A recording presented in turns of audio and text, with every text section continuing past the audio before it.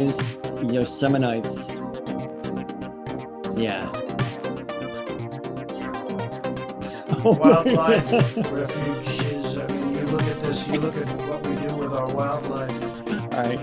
My wife is trying to run a library program downstairs. I should probably close the door.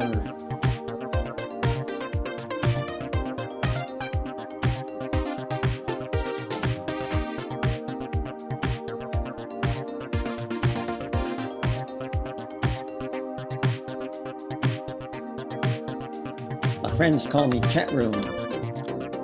My mic was muted because I was doing stuff. Oh, crap. So if you see me muted check. over here, it's because I'm typing, okay? Okay. Aww. They're not allowed to be offensive, unfortunately.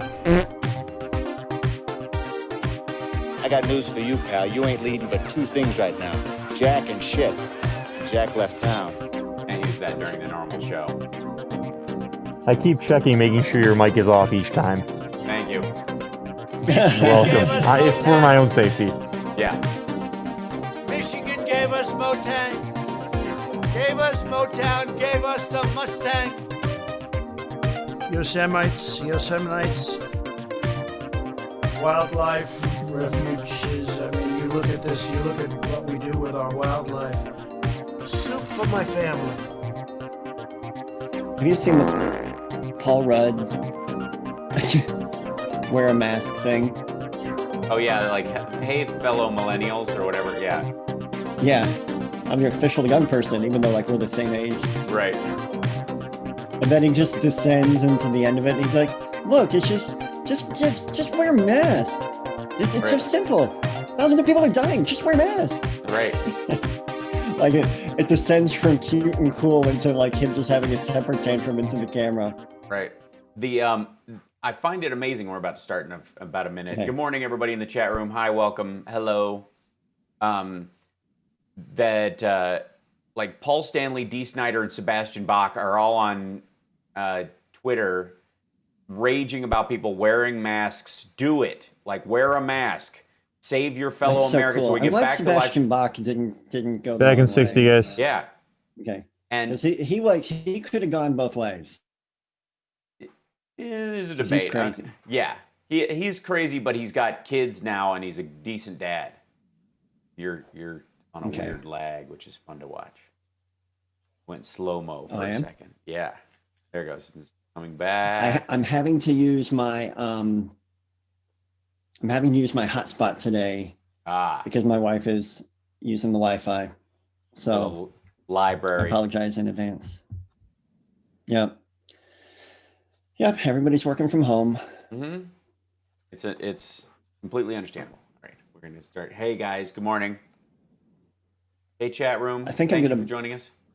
I think I'm gonna buy a Sebastian Bach cameo for one of my friends That's a great idea.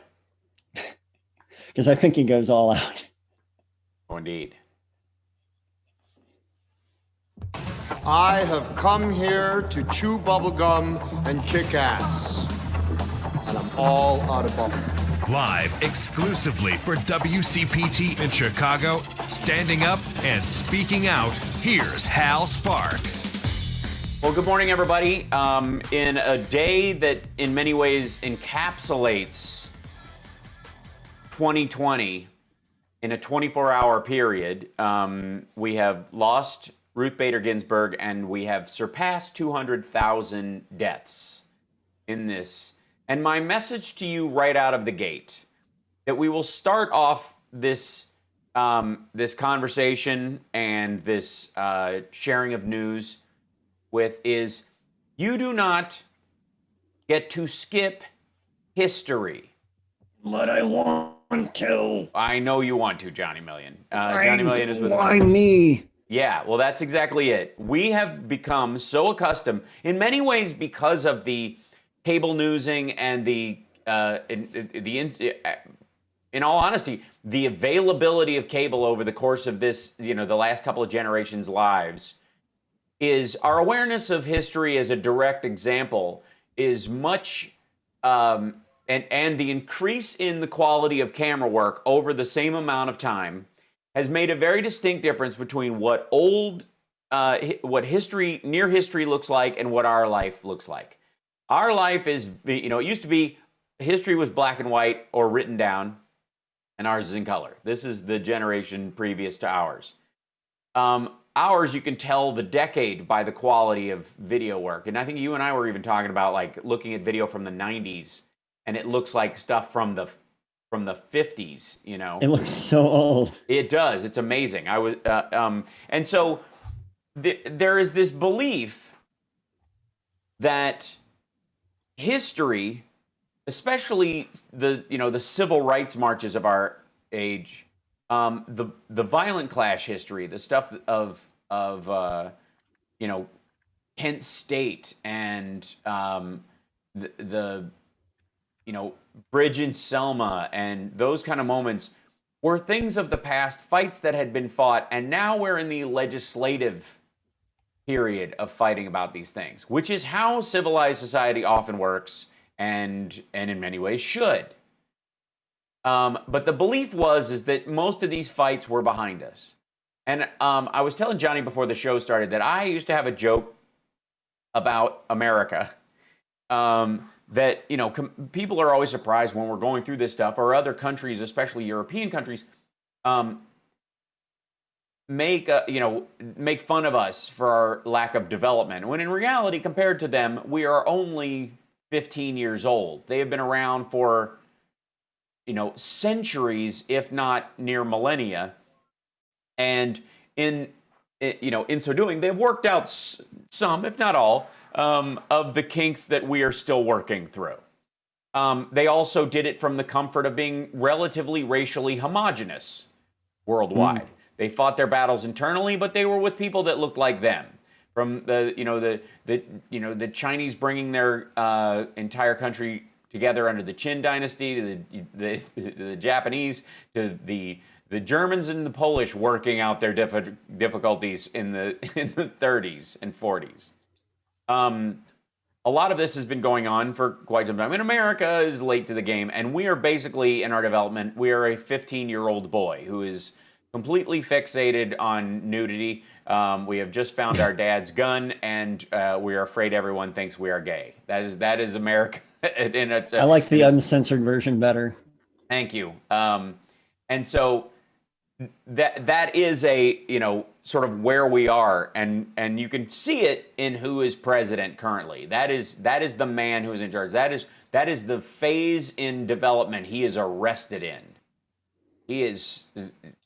Donald Trump is stuck in a period of his development that is immature, and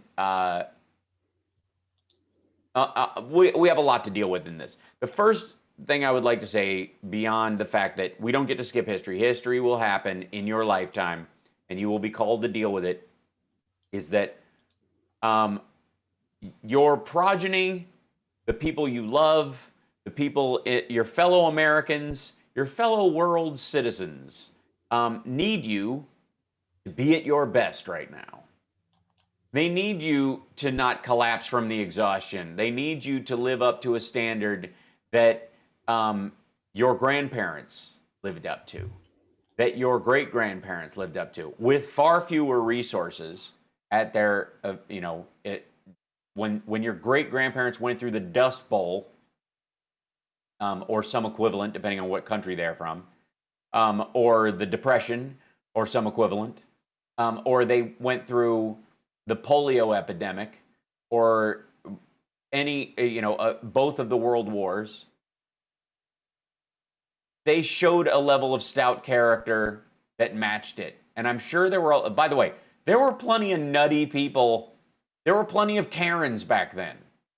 There were plenty of Trump boat parade type people back then. If you go back and look at the Spanish flu itself, there were anti-mask brigades.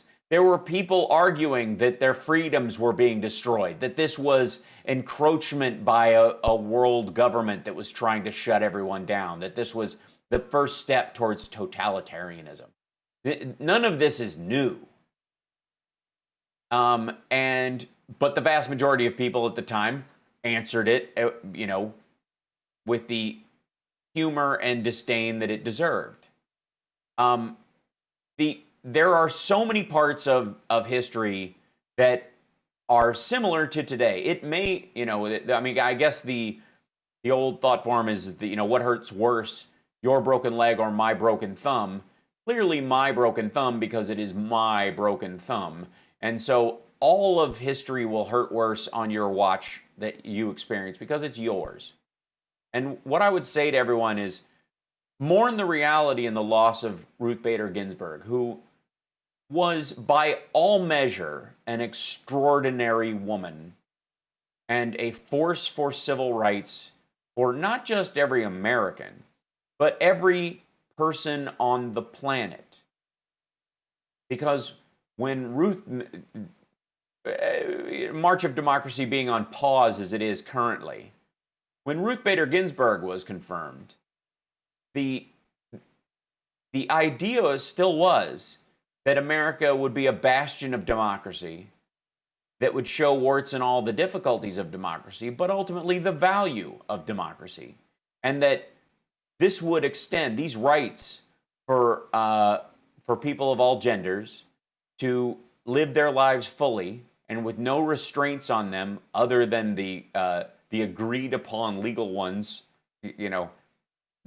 based as they may be on the Judeo-Christian values of don't kill or steal, or perjure yourself, or the whole coveting an ass thing. That's we got to talk about that at some point, because that might be the entire basis of our economic system. But all those things said, the idea is that you would want that to extend past our borders, and she believed in that, and that should be the ultimate driving force between a lot of people, not only in this election, but the next one and the next one. Because, folks, as we've said many times, you don't vote every 4 years. You don't even vote every 2 years. You vote every time. If there's a special election, if they're adding an election, if somebody had to step down and they need to do one, or the local judges or whatever are elected in an off season away from everything else, much like the mayor of Los Angeles has been for years, in between general elections and the midterms. Not even on that schedule, the LA mayor race, for example, which is, for the record, an area of land and business that is only slightly smaller than Israel, Bahrain, and UAE combined. I mean, there's 7 million people in Los Angeles, including the outer valleys and stuff like that. We're looking closer to like 10. And in Orange County, that's an extraordinary area to have governance over. And it's seen as an off-season election that people just kind of ignore. And when you do that, and when you think that you can take these things for granted, they will take you for granted. What many people are feeling right now with the 200,000 dead and the death of Ruth Bader Ginsburg and all these other... an earthquake just happened in Los Angeles, murder hornets, stack them up. What you're feeling around those kind of things is not that that history is taking you for granted. This is people taking history for granted and allowing themselves to get lulled into the false sense of security that somehow democracy will just putter along on its own. And it will not and does not.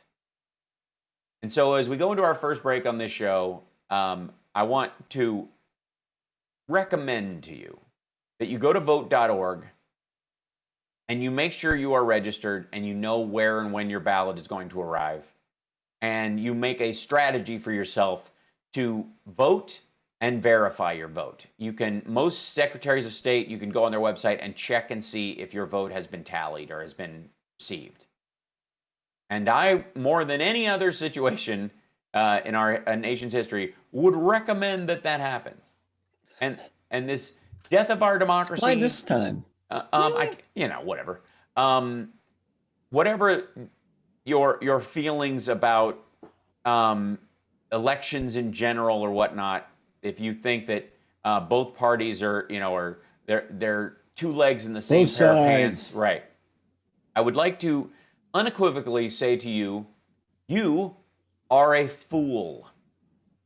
And that is that idea of both siderism is more indicative of your projection outward onto other people and your inability or lack of desire to differentiate between the two streams of thought than it is on those streams of thought not existing. And I would say, educate yourself. And even if you think the parties don't live up to their standard, know that the Democrats are known because they base their party on the idea of democracy. One person, one vote. The Republicans base their entire governing philosophy on the concept of a federalist republic based on landowners being able to vote at a higher level than individuals. Hence the Electoral College, hence Montana having 2 senators, even though they have fewer people than Santa Monica, California in the entire state. We'll be back right after this. It's the HalSparks radio program, mega worldwide on WCPT Radio, Chicago's Progressive Talk. We're streaming at twitch.tv/HalSparks. You can come and subscribe there. It's September, so it'll cost you half as much. And if you're an Amazon Prime member, it doesn't cost you anything. So it costs you half of nothing. It's amazing. What a deal. And you can help get it's nothing. We'll be back right after this.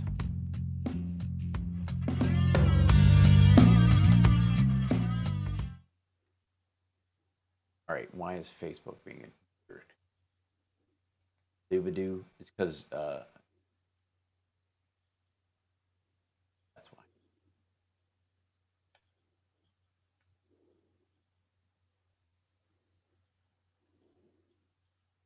There we go. Fair to a page you manage. Why does it not work this way? Although, half the time I'm not even sure if I want to. And welcome, Twitch folks. Appreciate you guys being here. Sorry if we get on the radio show. It's slightly different than the stream that we normally do. So I may not get as much into the chat until we start talking to people, specifically like we're taking callers and the like. So thank you for being understanding. And then we'll go live on. We are going on live on Facebook as well.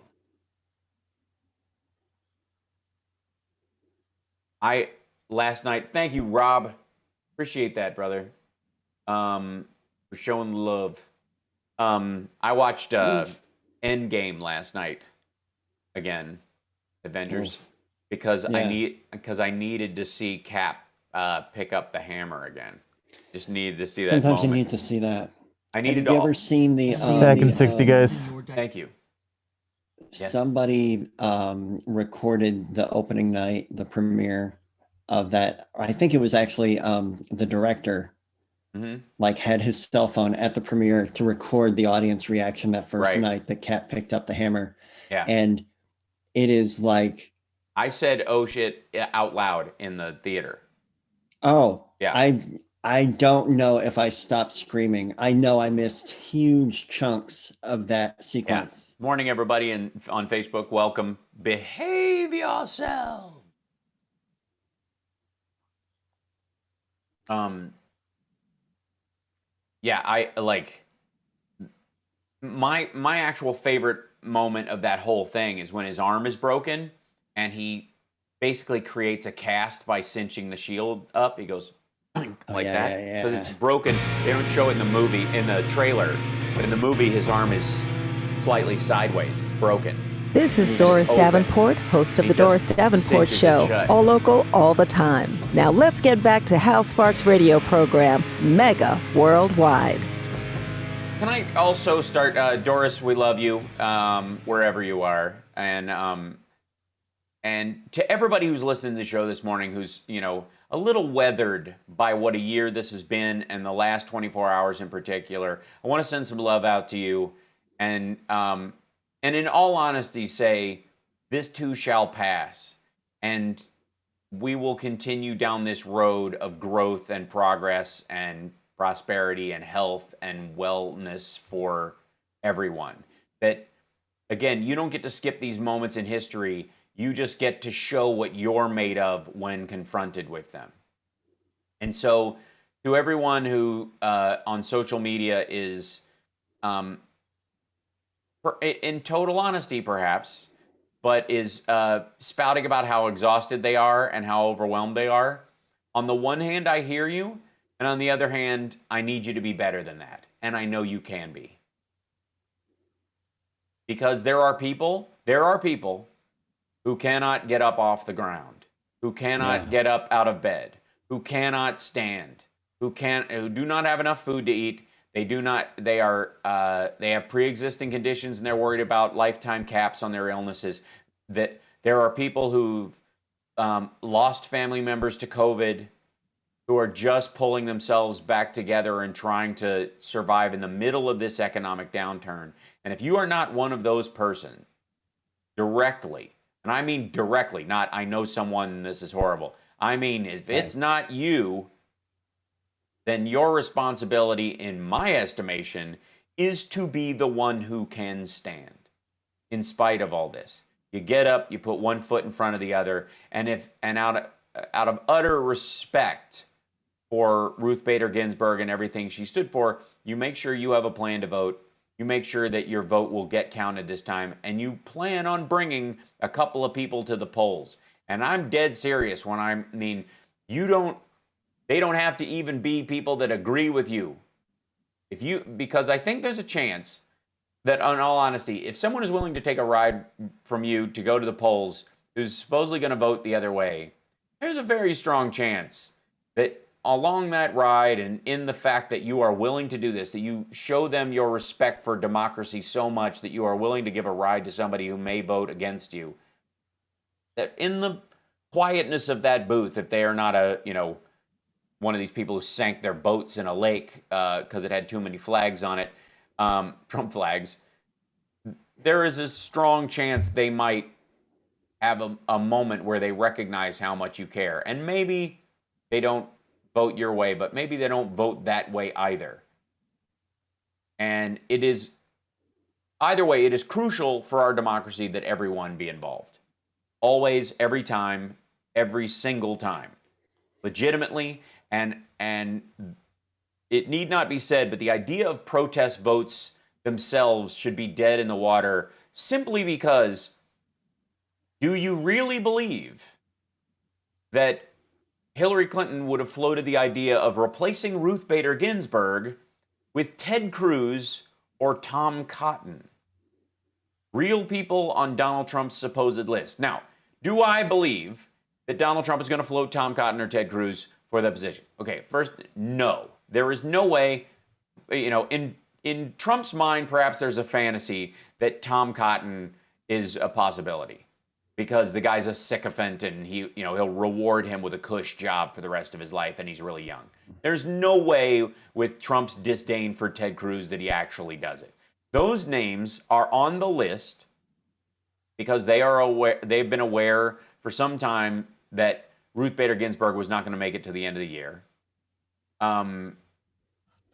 That Ted Cruz, and Tom Cotton are on that list to make the other people they have on that list seem sane by comparison. That's why they're there. Yeah, you got to be right. That's, that is, Ted Bundy seems charming and sane, next to a rabid badger, and, if you have to share a car with one, you figure you can at least talk to Ted, was the idea. Right. You say, please stop biting me. Yes, right, exactly. The rabid badger is not going to listen. And in the case of Tom Cotton, yeah. And the false choice created by that, by the rabid badger concept, which heretofore shall be named that. Like whenever anybody Yes. uses somebody as a distraction extremist to soften the blow of other folks, this is how they're going to get somebody who they know will upend Roe v. Wade or gay rights or the protection for transgender people, or things like the next time the Voting Rights Act is passed, the John Lewis Voting Rights Act gets passed by miracle, and they decide in the next Republican administration to challenge it in court. They are counting on someone being on the Supreme Court who they may not be Ted Cruz or Tom Cotton, but judging from their legislative background or their judicial background, will choose to side against the need for a Voting Rights Act. This is utterly simple. For the elimination of of the death tax, of the estate tax, those kind of things, as being unconstitutional or something. That's who they will cede something with. And the insistence of Tom Cotton and Ted Cruz being on that list is bait to make you think that whoever they put up is, well, I mean, they're conservative, but they're pretty reasonable. They are not going to, and by the way, I happen to believe that Mitch McConnell's statement that of course they're going to have a vote is indicative of him as a human being and his lack of character and continuity in anything that he does. Read the room. Yeah, but and he has said as much. If there are other Republicans who decide, look, they plan on having a career past Donald Trump, that will go, no, we're going to wait until the next election, and they're going to use it, by the way, as an impetus to get elected. The rush to do this is more a sign that they expect him to lose. The rush to get him this through is their recognition that the polls are showing that he's not going to get another shot at the Supreme Court if the vote holds the way it goes. And again, for all the polling conversation that has been back and forth, around 2016, around whether or not we're going to have a replay of 2020 this time, all those aspects. Let me be abundantly clear. Last time the polls, person to person, were not wrong. Hillary Clinton won by 3 million votes. And she was, the entirety of the time, except for maybe 1 month, within the margin of error on almost every national and battleground poll. She was within that 3 to 5% range, where it could be a 3 to 5% lead, or it could be a dead heat, or even below. She was always within that zone. As good as she was doing, and the expectation is that without those 78,000 protest votes in 3 distinct states, the Electoral College would not have gone the way it did, by all measures. That variant difference was well within what the polls were saying. The polls were relatively right in that regard. It was just where. And the fact that there were these holdout, people holding their nose to vote. We got to take a break. But let me be abundantly clear. Right now, Biden, the lowest I've seen him is 7%. That's outside the margin of error. That means he is, with the margin of error, either leading by 3 points, approximately, or leading by 12, if the margin of error favors him. And there is no indication that there will be a total block of Republicans this time, the way there was last time. There are not going to be these nose-holding Obama voters that somehow had a chip on their shoulder about Hillary voting that way. And the independents and purists that vote for Donald Trump this time are not voting out of ignorance. They are voting for dumping 8,800 kids on the Mexican side of the border and forgetting about them, unaccompanied minors, children, dumping them alone into the hands of cartels and whomever just happens to be on the border when it happens. And they are supportive of the idea that a man like Donald John Trump would replace Ruth Bader Ginsburg on the SCOTUS. We'll be back right after this.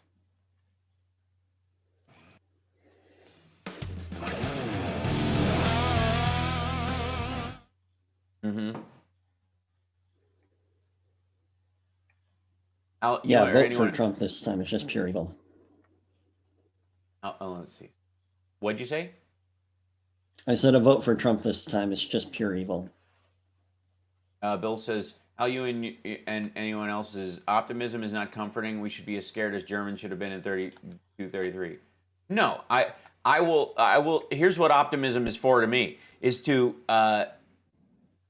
avoid paralysis. You have to have hope or you will become paralyzed by the circumstance. And you can't vote twice, so being in a panicked state isn't going to change anything. But if you lose the motivation or the drive to get up and do everything every day because you're overwhelmed, because it's a horror show outside, the people who fought, you know, the Germans who were against the Nazis, the French who were against the Nazis, did it out of a sense of optimism, that there will be a brighter day and that they're fighting for something better, not because they were panicked and afraid all the time. Yeah. Sound keeps breaking up. Does anyone else have the problems okay on Facebook? Curious that. I don't know. Is it crackly or anything like that? My batteries are getting low in my microphone, which is not a good sign, but I think we should be able to make it through the whole show. Fingers crossed. Let me see if I can swap out. The other one, most of the time, yeah, this one's got a fuller battery, so it should be all right. Look at this crowd that's gathering, by the way, online. Bless you guys. Thanks for being here. Appreciate it. It's nice to see you folks. Let's see. Yes. My show.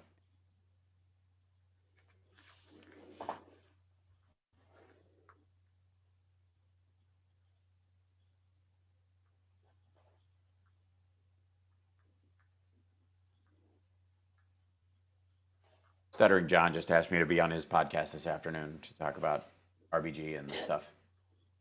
Sounds good. Sounds fine. Got to sit on my ass down at the kids' table and write some postcards to Florida voters today. Yeah, there you go. 60 seconds and one caller, Hal. Okay, cool.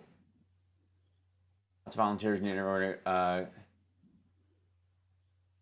Yeah, I mean, volunteer. And the other thing is too is sign up to be a poll. Volunteer at the polls. Volunteer to not just be a poll watcher or something like that, some random thing, but actually functionally, take the little class that they give you so that you know how to do it. Summer, during the primary here, she went down to vote and it was such a travesty. She ended up staying and voting and becoming a poll volunteer just all day because the line was so long. Wow. Yeah.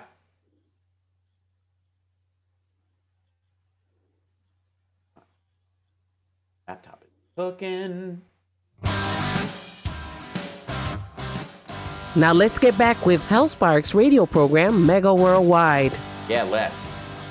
Let's.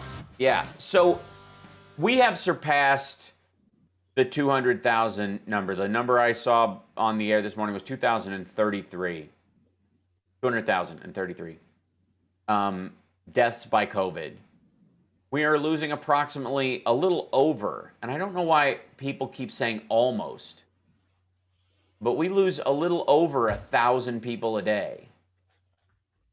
And we are having a 9/11 every 3 days in this country with this disease. If the flu season enters in and starts compounding the deaths, in 100 days, we will not have 300,000 dead. We could very well have 320 or 350. And every single one of these people who passes leaves behind family members, loved ones, friends, many of whom could not see them in their last moments because of the nature of this disease, which makes it more sorrowful and sad for a lot of these people as as an experience than if they had passed from cancer or swiftly from an accident in some ways, because they are denied that moment of closure, that closeness, and the person going through it, and there's a lot of talk about how people who've been in there, they like nurses using FaceTime to allow family members to see them, and the like. And again, as much as that isn't enough, it is extraordinary that we live in an age where that is available. That is a possibility. Yeah. That is not something that people in tuberculosis sanatoriums had an opportunity to do. That is not something that people during the Black Plague, when people were walking around those weird crow plague doctor outfits, you would maybe get a letter, or you could have someone dictate a letter that someone would write to family, and that was the extent of it. While still not enough, it is an extraordinary aspect of the time that we live in. And the same is true of vaccines and treatments for this illness. And every day we hear worldwide, largely out of the NHS in South Korea, like I said, the treatments that are showing the most promise, remdesivir, which the president calls remdesivir. I don't quite know why. Was discovered, even though it's a drug made by the American taxpayer, largely funded by the American taxpayer.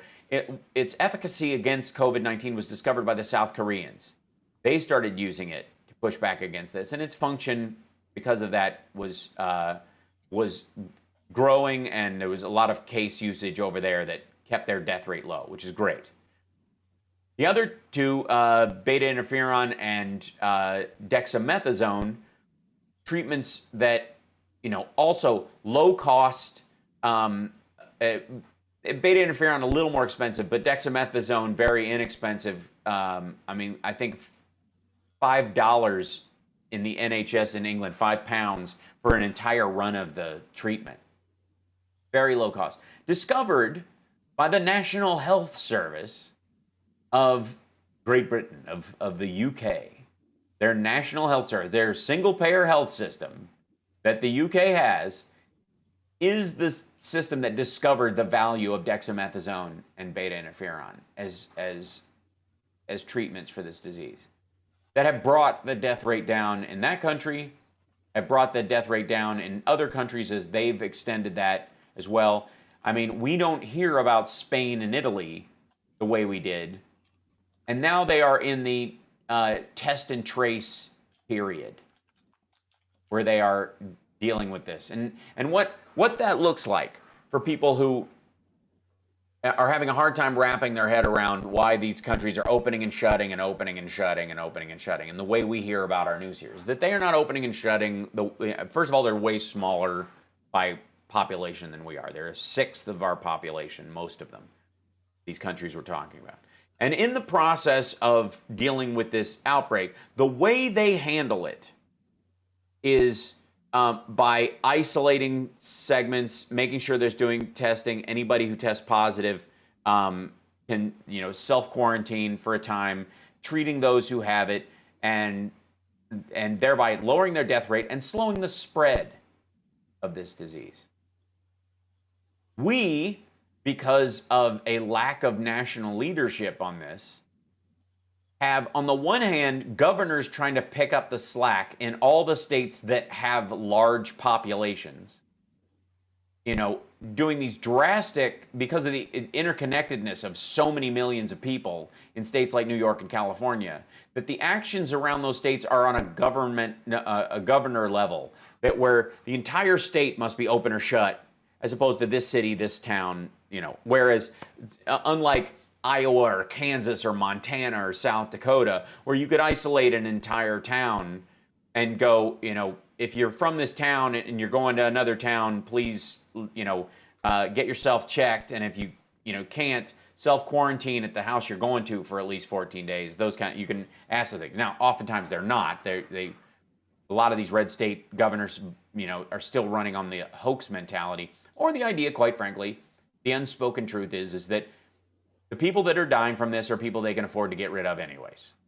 Yep. And now the president is claiming that that the going with the herd immunity, or as he calls it, the herd mentality idea, earlier this year, by not going with that, he saved millions of lives. By shutting down China, by banning China, which he did not, private flights were still coming and going regularly. It's one of the reasons why we have outbreaks at our meatpacking plants. Notice we have breakouts at all these meatpacking plants, and then China makes this giant purchase of cattle. You think they bought them sight unseen? You think they didn't send people here to buy them? You think those people flew commercial? No, they did not. So, the president, like the difference between these two large population areas and low population areas, the interchange of death rates at red state to blue state is causing our stasis of 1,000 a day. That is the primary thing that is causing us to hum along at 1,000. As the less populated states rise in deaths, and the blue states, which have a lot more people, lower in deaths. The volume of red states where the disease is expanding is slowly but surely catching up with the blue states where there are a lot of people, but the death rate is going down.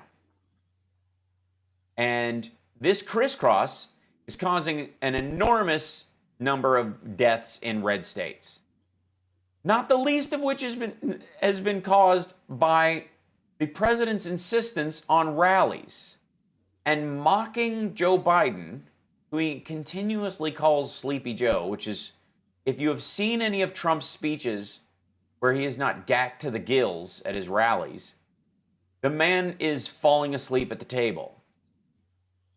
He buzzes along in this monotonous tone, reading whatever's in front of him for the very first time, acting like everything is an invention of his from the very beginning, and boring everyone around him. I mean, it is extraordinary, the lack of introspection and self-awareness that goes on when he talks about Joe Biden in terms of him being Sleepy Joe.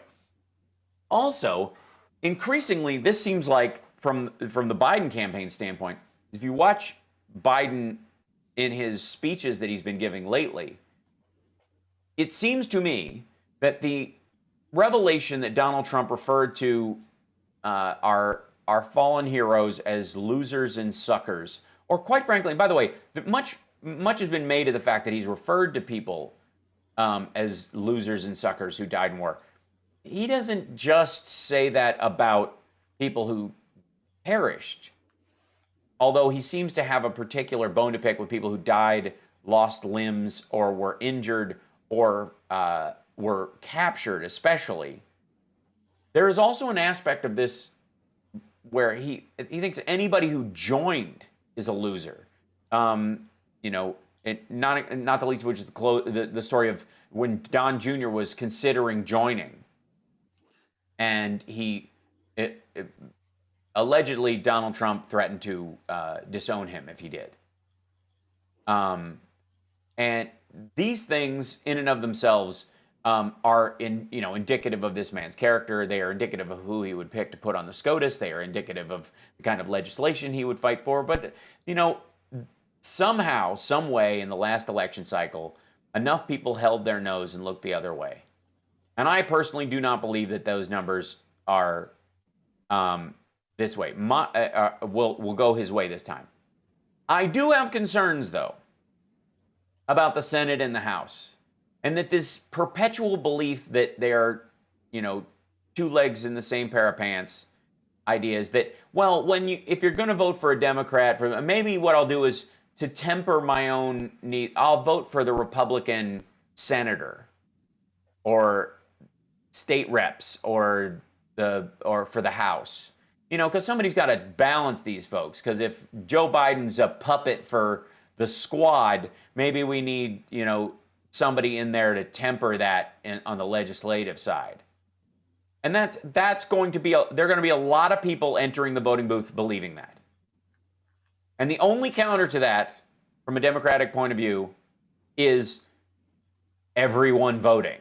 A volume of voters that outperforms that group of humans, as well as the people who are going to vote the other way. We got to take a break. We'll be back right after this.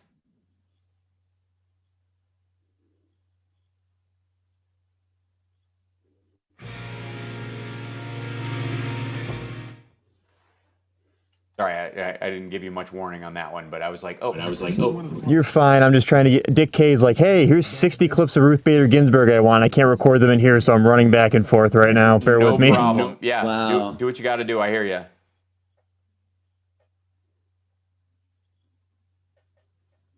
Luckily for Devin, I love the sound of my own voice. Luckily for all of us. Yes, really, it makes it so much easier. Are you getting an echo? We're big fans. Okay.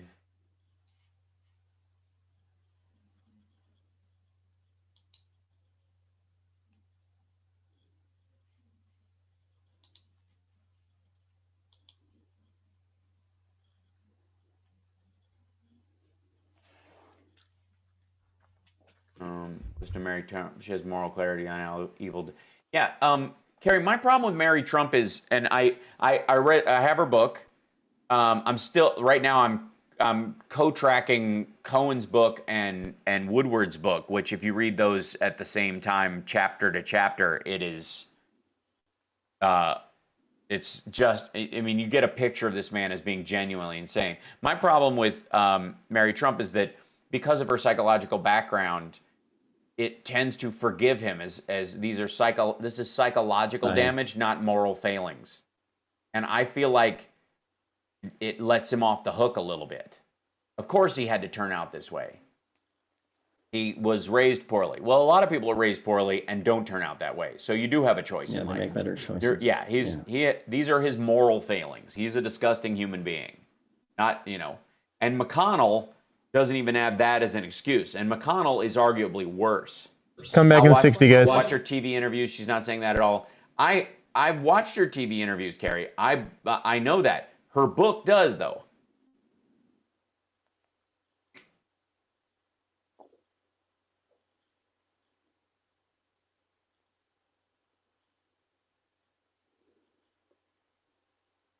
My father was an alcoholic, and all three of my stepbrothers, not me. Right. Choices. Anybody looking for purity in a candidate just flat out doesn't care about this country. No question. I would go so far as to say they wish it ill. They want it to fall apart. There was, there used to be this. And by the way, is the video on YouTube choppy? This is Tom Hartman, and you're listening to the Hal Sparks radio program, mega worldwide on Chicago's Progressive Talk, WCPT. Welcome back. So there is there's a consistent belief system right now that the purity tests and the narrow-minded thinking of 2016 is sort of behind us. That there was a value to voting.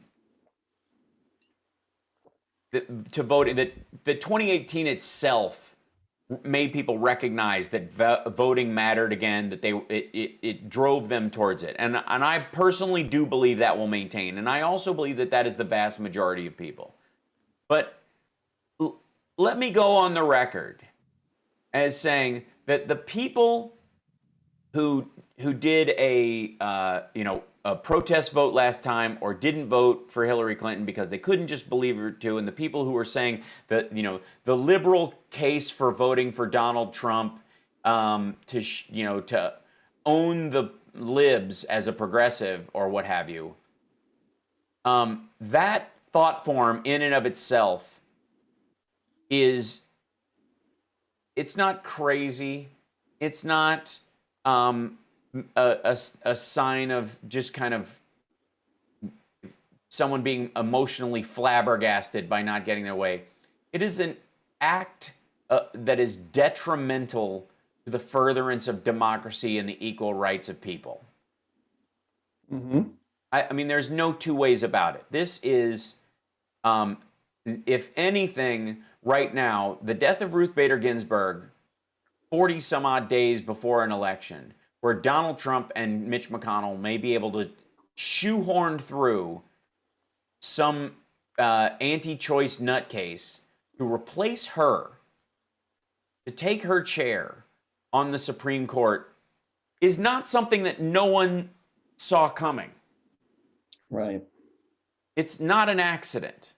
It's not, by any stretch of the imagination, something that we couldn't have been, that we weren't warned about would occur.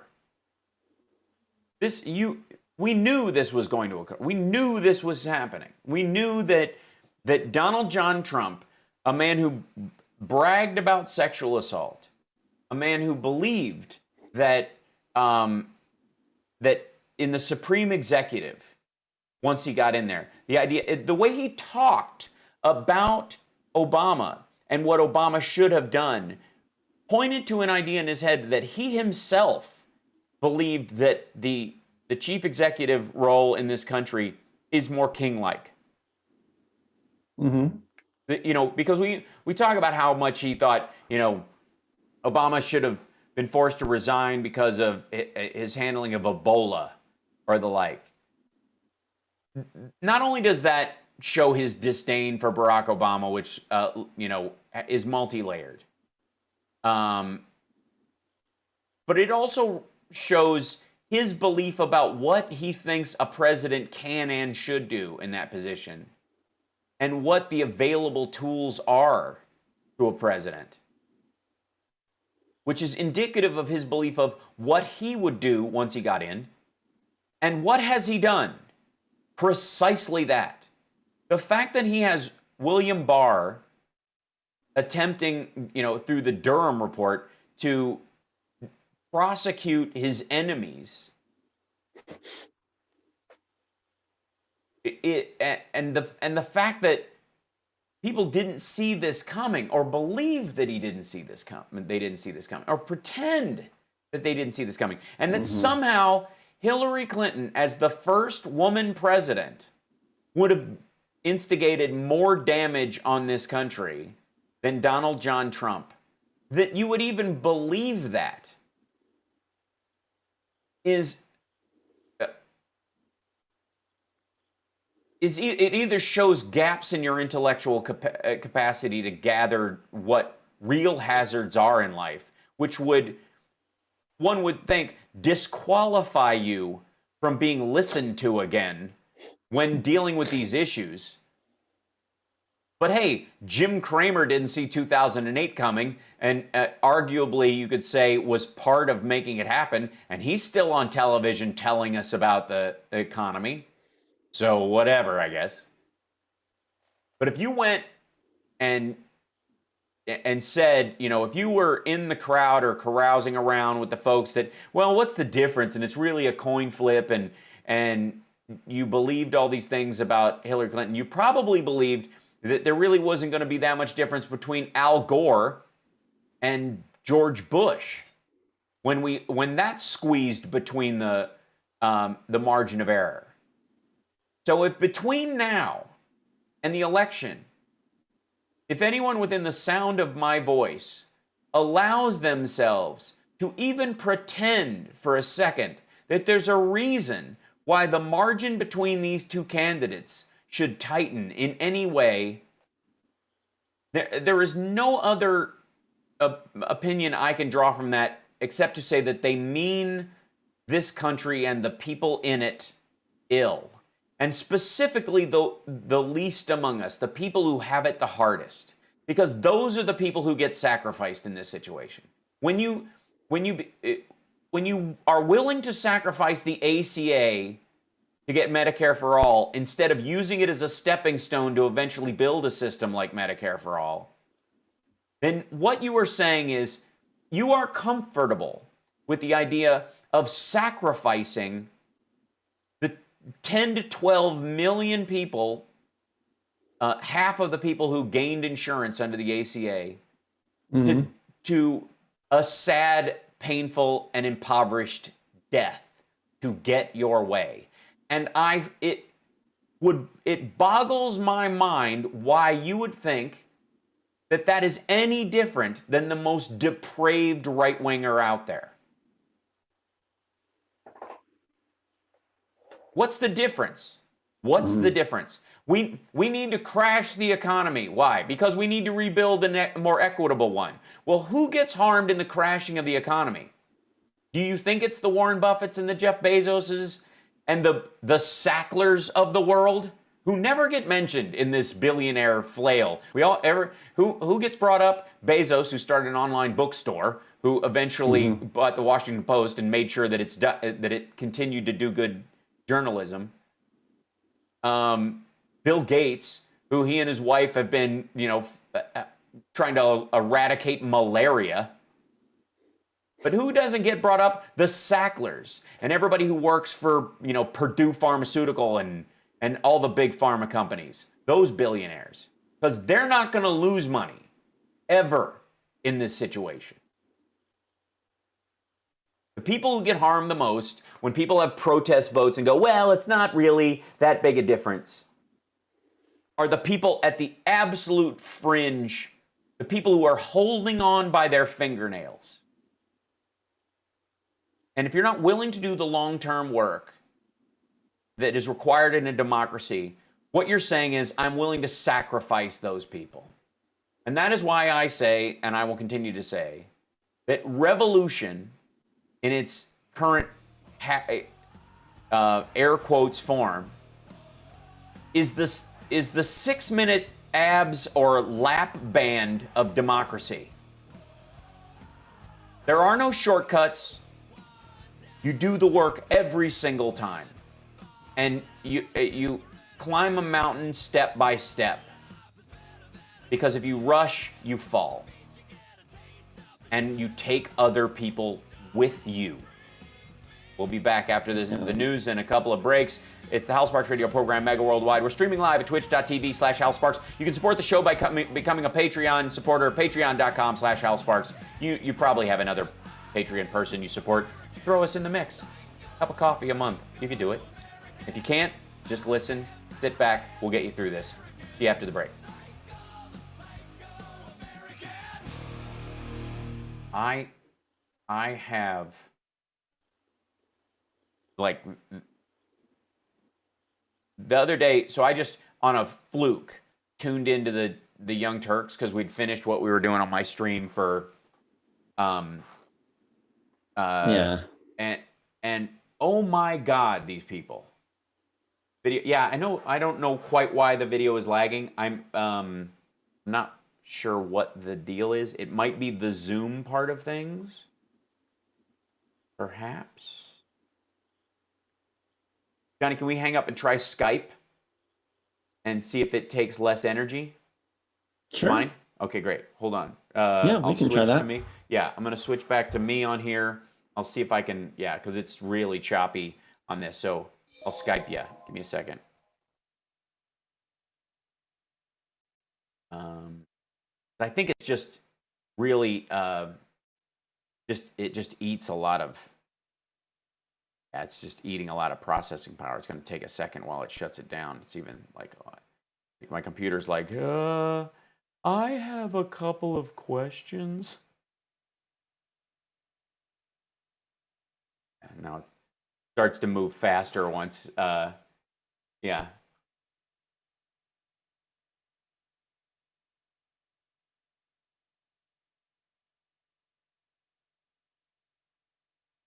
Very choppy. Yeah, I think it's on my end, kids. It's not you. And it'll start getting smoother. Yeah, the TYT watch, that Jeannie, that thing, I popped over there, sight unseen, did not know what in the world they were talking about that day. I had no idea. And what did it turn out to be? What did it turn out to be? It was quite frankly, it was just them going, I don't know if I should vote. I mean, I guess. And the Democrats just expect us. There's my, yeah. It's a little smoother on my end. It was choppy coming out of my software, so it was definitely choppy coming here. Yes, Miss Pam Dolls, they are.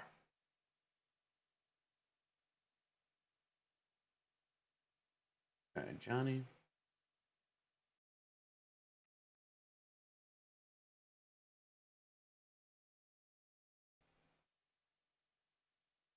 Doo, doo, doo, ding dong ding, floopy doo, flip it. It's good. All right. We'll see if this, I think this might be smoother because it doesn't worry as much about sending you my way. But we'll see. Yeah, it's still, my computer's still working, but it might be I think Zoom takes a lot of processing power because it's assuming you want as good an audio, good video going both the directions. No, it's not. It's my computer processing it. Yeah, I mean, my computer was getting hot for a bit, but I think that's what it is. And today was my first time, and it's already smoother right now. I can tell, and it had a lot to do with just switching over that. So Zoom is very intensive. I think it's because the company that owns it is downloading everything on your hard drive while it happens. But I'm going to check on stuff. Yeah. See, it's going to take a moment. I'll reload it. Yeah. It's still a little choppy, but it won't be near as bad. It'll take a moment for it to wake up.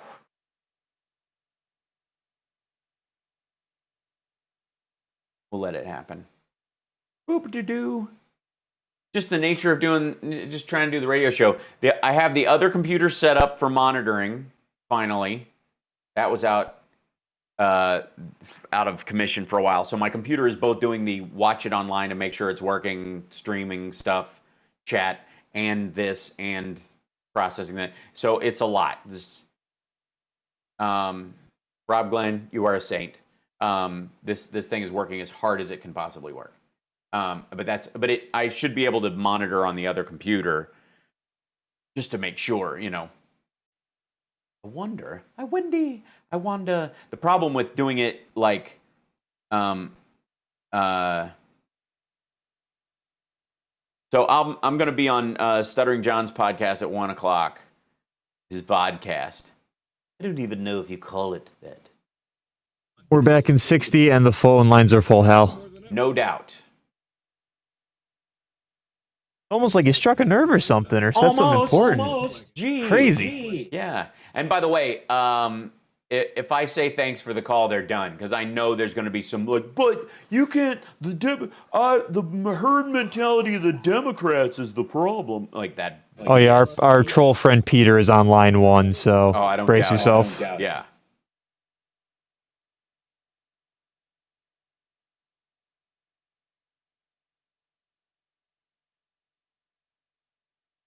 He calls into a bunch of shows, right? Mostly yours, but he's called into Dick K every now and then, but mostly your show. I think he likes you. Because he gets mad. And then, but I mean, the phone lines are already full.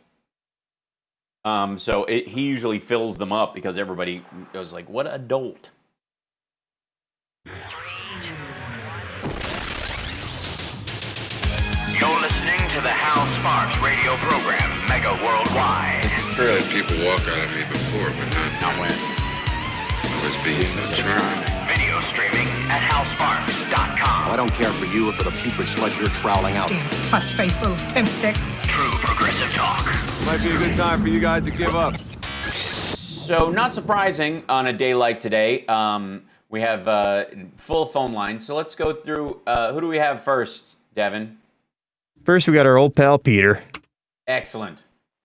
Hey, Peter, welcome. Hello, Hal. How are you? I'm fantastic. Good.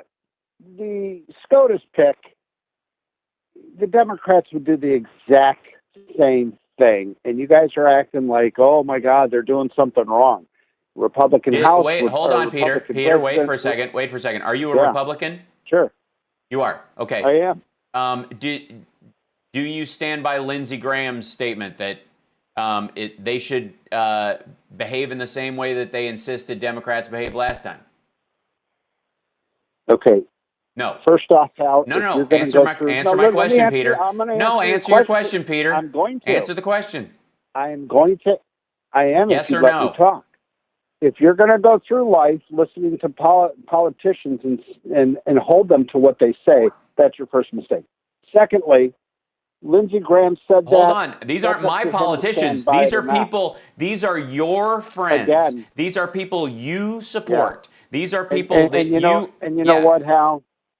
Do Hal, you or do you not? The way the Democrats acted during Kavanaugh to accuse a man of rape and being a rapist is atrocious. So they deserve to get this nominee shoved down their throat. So if period, they're going to put them through, and that's going to make Republicans show up even more at the polls. If a woman has a case against someone like Kavanaugh and they have something to say, and they really do have that, but she had no proof. She had no evidence. The people she said that were there said, I don't remember anything like that, Hal. It was a total hit job on Kavanaugh, just like they did on Clarence Thomas. The Democrats go to the bottom of the barrel whenever it's against them, and then when they get up on the mountain and say, "Oh, this is so Peter, wrong," so essentially, as a human being, let's just be clear about this. You as a human being believe. Don't that put it on me, Hal, because I'm not in charge. There is no. I'm saying what you expect out of your side. You want a standard for other people that you don't have to live up to. That's you as a human being. You know that's what? Who you support, and that's what you believe. I don't care. Like, don't talk about politicians or the Democrats as a big wash of human beings, because there's diversity. Here's what counts. Peter, do all Republicans think alike? Do they all think alike? Obviously not. If you got some on the Senate side saying that they're not going to vote. We're not talking about Democrats as a group anymore. We're talking about you. Okay. You, Peter. Doesn't matter. It doesn't matter what I think, Hal. Of course there is. It doesn't matter what I... No, it doesn't. Yes, it is. You called into my show thinking what you think matters. You think your voice should have a say in this. So I'm talking to you, Peter. No, my voice... You're not a representative of the Republican Party. You are a human being who thinks that the standards are different for you than they should be for every other person in the country as Americans. Thanks for the call. Bye. But isn't that how... So that is one of my primary issues with Peter, is that Peter wants a different America for himself than there is for other people. And this is not that different. No, we cannot. Well, we can. He can go live on Peter Thiel's island, right? That'll work. He can definitely go live on an oil rig and as a sovereign citizen. Knock yourself out. Have fun boating into Whole Foods through the pirates. Sorry. Oh, my volume is low. I apologize. I'll fix that in 1 second. The reality is and let's grab another caller before we have the break or whatever. But let's be abundantly clear. When I'm talking about all of these, the Republicans that come and call into the show, that when the first reaction you would have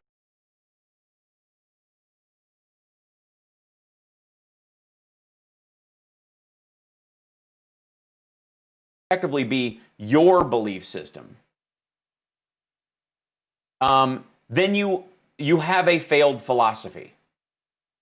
Because you will hear me repeatedly on this show say that I want everyone to vote, regardless of whether they agree with me politically. And that if I lose on the field of honest ideas as far as votes go, so be it. Because that is the difficult and painful aspect of democracy. And that's the difference between Peter and I. That is more than in party, more than belief systems, because I bet you if he and I sat and with an open copy of the comprehensive immigration bill that's been sitting on on Mitch McConnell's desk forever, that there'd be a lot of overlap because it's a well-crafted bill. But that's not what the Peters of the world want. They want a different system for themselves, and the only way that they can imagine other people behaving is the way they would behave. You know, which is why they support Donald John Trump. That's the truth. That's just it. So let's grab another caller real quick. Who do we have, Devin? Next, we have our actual friend Ike. Oh, Ike. Well, we might have to hold him through the break too. But hi, Ike. How are you, brother? Hey, buddy. Yeah, let's get something straight about Kavanaugh. Look at his pedigree and who his parents were. That's a little research project for Pete. And also, the reason that Kavanaugh was so loved by your side of the aisle is because he ruled in favor of foreign cash being put into United States campaigns. Right. He also supported Citizens United. And, you know, if you don't understand what hypocritical means, you're proving it, because I'm calling you from Lindsey Graham's state. And Lindsey Graham is going to pay a hell of a price for what he's doing. But here's my theory, Hal. I think that these Republicans have been so hell-bent over time now that they want to get rid of abortion, and they want to get rid of a whole bunch of other things, workers' rights, unions, minimum wage, environmental laws, whatever. Their goal throughout this whole time since Obama was president was to, number one, obstruct Obama. That's for starters. And then number two, since Trump's been president, pack the courts. Yes. They want complete control of the judiciary. And in that way, if they suffer the massacre, which they certainly deserve, and they lose the legislative branch, then they'll tie everything up in the courts and they'll still get to have their way. I think that they have said, damn the torpedoes, and they don't care whether they're actually out here looking like the hypocrites that they are. By the way, Pete, how do you feel if you're pro-life? How do you feel about women's hysterectomies being done against their will of the women in detention down there in our concentration camps? Hey, Pete, how do you feel about these children being locked in cages when you're sitting here and you've got an attorney general who's acting as a hitman that had that mess come out of his mouth about slavery? And by the way, if slavery went on for 300 or 400 years, why do you have such a problem with it being acknowledged now? And it's real simple. I think, Pete, you might agree with me on this one. You know what? I'm against crooked cops, and I'm against criminals that are out there acting like protesters and destroying property and killing people. I'm against both sides. It's that simple. These things are so simple, but you know what? Republicans cannot make it that simple because Republicans are too busy twisting themselves in knots to, no matter whether it's constitutional or not, to get what they want. You're a bunch of power-hungry, greedy, self-centered pigs, and that's why we call you fascists.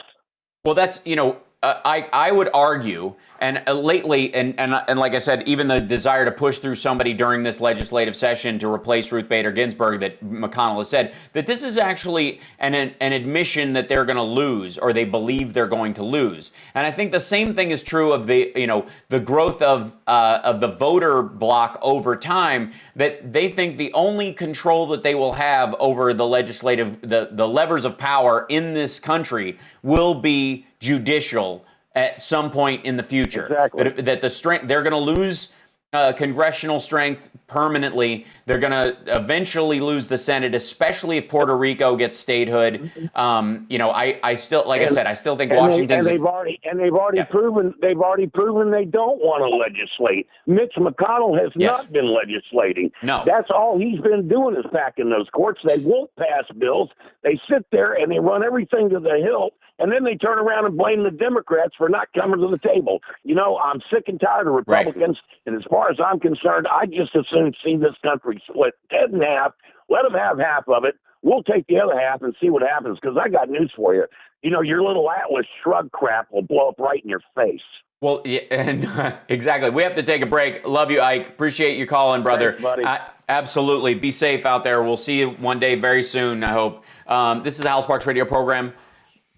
Yeah. We'll be back right after this on twitch.tv/HalSparks, and of course, WCPT820.com. Love Ike. So Trump has been running on. He started running on Biden's mental abilities. That was his whole thing, and that's because it worked to some degree during the primaries. The Bernie crowd ran on that until it blew up in their faces at the debate. Because when Biden handily trounced Sanders in the debate, they were caught completely off guard because they had made this argument that he can't speak, he's weak, it's elder abuse, blah, blah, blah. You're seeing the exact same thing show up in this Trump stuff. Well, Trump's been making the same argument, and it's not working. And the more he does it, the more mentally unhinged and weak Trump seems. And so they did this poll: who has more command of their mental faculties, Biden or Trump? Biden's beating him 51-48. Yeah, well, no, not by any stretch. But the idea is that we're talking about two adult males, and are they, is one of them, poking himself in the eye with this fork when he eats, that kind of idea. But the fact that Biden is beating him, that is just has better mental acuity in general, is an amazing thing considering that was their line of attack. Then the next line of attack was Law and Order. Back in 60, guys. Excellent. The next one was Law and Order. He's losing to Biden on Law and Order now in the polls. The next one is the economy. If Biden is able to button down the economy and the judiciary questions in the next 40 days, which he will totally do, there is nowhere for Trump to go. He's painted himself into a corner. And the Obama-Biden economic record is better than his. Foggy Don, right? Yeah, they called that. Beowulf in our chat room says that Foggy Don. I forget who it was. Alex Azar, I think, said it was the fog of war that made Trump, make so many mistakes about or decide that wasn't that big a deal. This is Damian Perdue of Think Theory Radio, Saturdays at 6 p.m. You're listening to HalSparks radio program Mega Worldwide. Welcome back. We, of course, have more calls on the line. Who do we have, Devin? Next, we got Dave out in San Francisco. Oh, excellent. Hey, Dave. Welcome. Good to have you back. Good afternoon, all. It's still morning out here, but I can take future.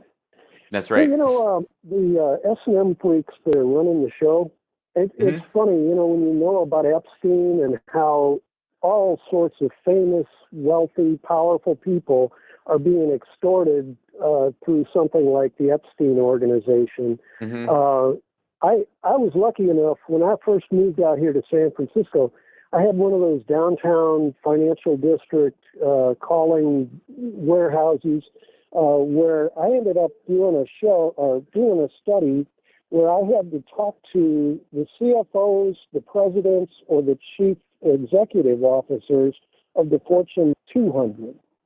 So that's 600 of the 0.001%, right? Right. I got to talk to them personally. And I never ran into a bigger pile of cowards than a rich person. They are suckers. They fall for the biggest amount of crap. And part of the problem is that Congress, they should have decals on them from corporate mismanagement or corporate domination. But the CEOs, presidents, and chief financial officers are the biggest con artists and suckers, so that they're dumb enough to give orders to congressmen that are sycophants. And then you get into blackmail. I mean, what else could go wrong? So right. I was just going to say, that old Chinese thing about with every crisis, there's an opportunity.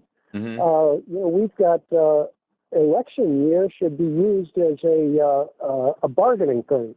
All right, what are you going to get me before Election Day? You want me to vote for you. What are you going to give me before Election Day? So, whether it's Trump, whether it's Biden, whether it's your congressman, And frankly, I'm Green Party, so I'm so used to, being on the back row that it's crazy. But at the same time, we go for the local races. And so the district attorneys and the judges, I think, are the hot races this year. And if you can put up whether or not there are going to be local murder charges against the Trump administration, for every COVID death that came after a certain date, where he knew that this was a deadly thing and he was taking off his mask and he was encouraging crowds. Down there, I was lucky enough to call a show down in Tulsa just before the rally down there. And they had, the city owns that big auditorium. And they had specific health and cleanliness rules that they had to maintain before they were going to rent that hall. And the Republican Party agreed to those rules. And then there are photographs immediately before the doors opened. Yeah, they didn't do anything. The staff of the Republican, ripping off the safety stickers, ripping off the self-quarantining areas, no masks required. So they violated the terms of their rental agreement for that hall. And a couple of weeks later, they don't even pay their bills. Like I will respectfully, Paul. On the one hand, I feel like this is nipping around the edges of a much bigger issue, and it is certainly important to pay attention to down ballot races, especially. But if your predication on whether or not you vote for a DA or a judge in your area is whether they will put murder charges against the Trump administration, as opposed to their individual record or how they're going to judge, fairly in the cases that are normally before them. It seems like a lot of heavy lifting for naught, especially if a local DA bringing a murder charge against Trump isn't going to amount to anything because of direct standing. Of course it can. It's a local charge. It's not something he can violate. He can't give himself a pardon on a local charge. Right, but instigating. I'm telling you, on a legal level, the instigating a death from across state lines would be a federal charge. Like if you're on TV and tell people that it's safe to walk off a cliff, and some of them do, that would be a federal, not a local charge. Even if the local people wanted to charge you, there could be civil charges locally. That's a different. In that state. No, it would be a federal charge because of how it did it. Unless he came there and said it before he arrived, or like he never said it before he arrived and only there.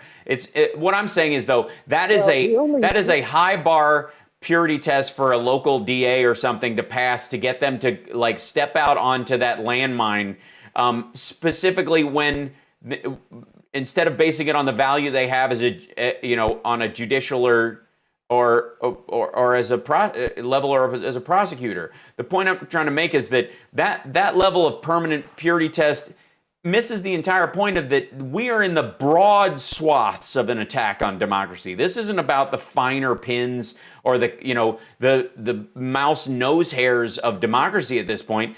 The vacillation between Democrats and Republicans insofar as what they would intend once in office or what they are capable of once in office has never been more stark, probably since the switch over of the Dixiecrats to the becoming Republicans and the vast majority of Southern racist the Southern racist Democrats becoming Republicans and forward-leaning Republicans becoming Democrats in the 60s. It has never been more stark.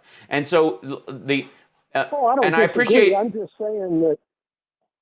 I'm just saying that I think you're dead wrong about the murder charges, because if you read that Vanity Fair article, they were trying to kill blue states. And that's not just an issue of a murder charge. Oh, I don't disagree that that's what they're trying to do. I'm just saying yeah. I wouldn't hold a DA's vote. I wouldn't force them to say something like that just to make them get their vote. That would be my busy work over the next 40 days. You don't want to make a judge make a statement like that, but a DA certainly can. And a DA's race, when you know that they were trying to kill a state, or they were trying to kill blue cities, or they were trying to kill blue mayors, they were going out of their way to kill people, to make them look bad. So it's not just reckless endangerment, it's willful negligence, it's willful, and those charges lead up to murder. Whether it's even manslaughter, but it's manslaughter on a genocide level.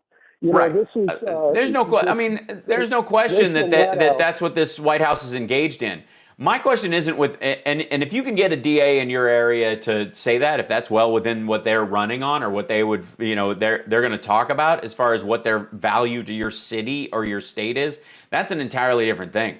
My point is chasing down those things as your motivating factor for voting someone primarily, and limiting your voting full court press based on that seems egregious to me.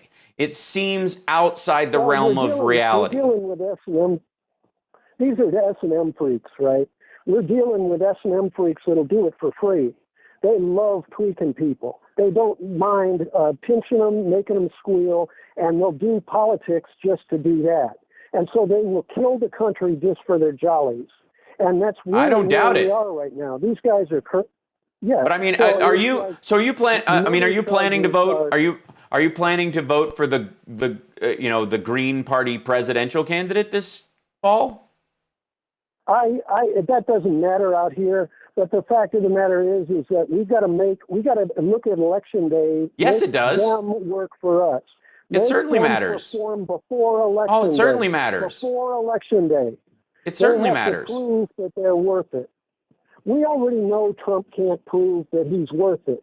But we need No, to I'm saying, look, this is an important distinction. Yes, it does matter, because one of the things that people fall into when they're in a secure blue or a secure red state oftentimes is, well, my vote doesn't really matter one way or another because it's going to go that way. When in reality, one of the next battle that is always fought under a future president, whoever he or she may be, is that do they have a mandate? Are the people with them? Do the people agree with what they are trying to accomplish? And when you, especially in a circumstance like this, water down that number comfortably, when you have two parties fighting it out, that they're the only ones who have a legit run. If you think that you're in a red state and it's locked solid, so you're just going to vote for Kanye because it doesn't matter. No. I'll tell you, I'll split the difference with you, Hal. I'll vote for Kamala. Well, all right. I'll vote for Kamala. I mean, ultimately, great. But that, I think, again, that is indicative of the hair splitting that is part of the essential problem and what led to Trump being in office right now. And it really, really is.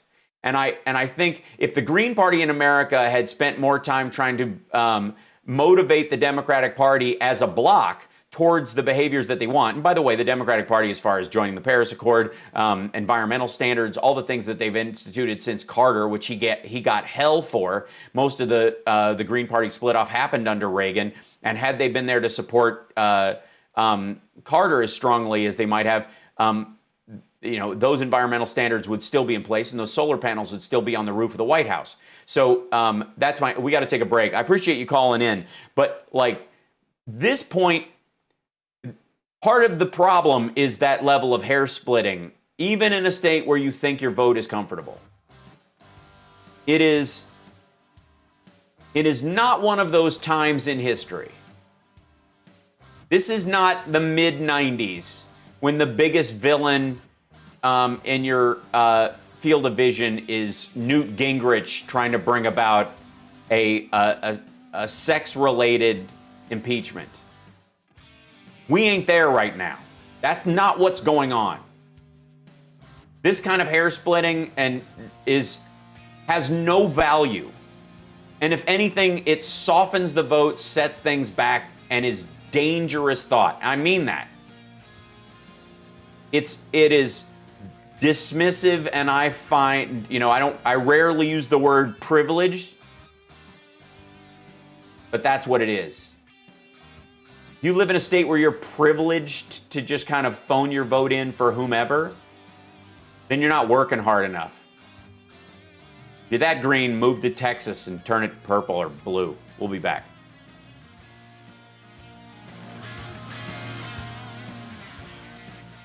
Seriously, bless his heart, but give me a friggin' break.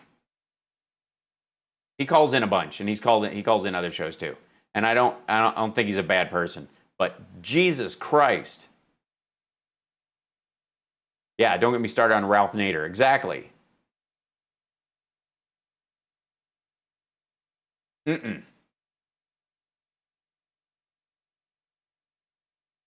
This, I mean,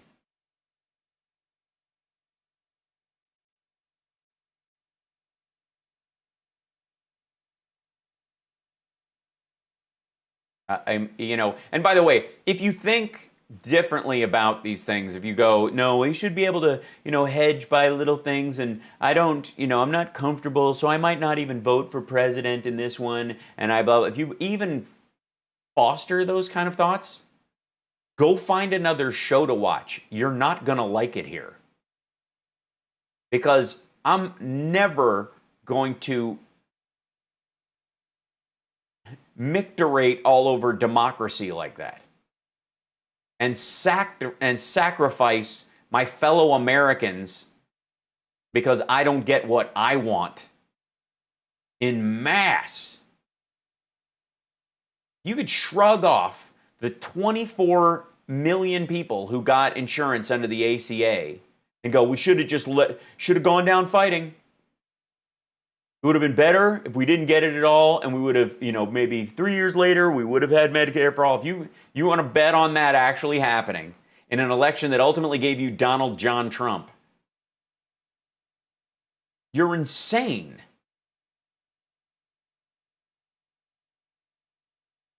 And it's dismissive and gross. And again, to the Young Turks and Jimmy Dore, shame on you.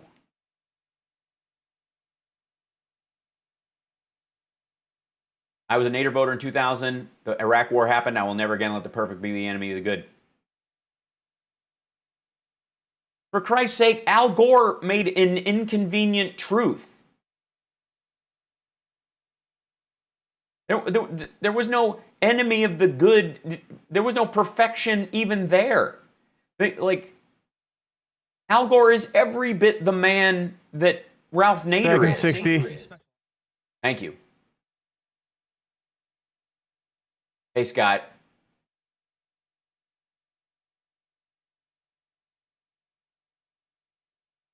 RBG's passing is the flashing light to vote November 3rd. No question.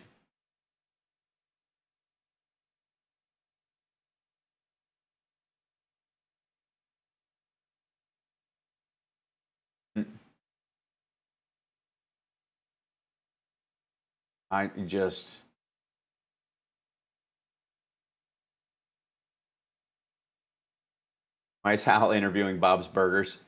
Oh, Johnny just has that as his background. But you leaned back and you vanished, like you do sometimes.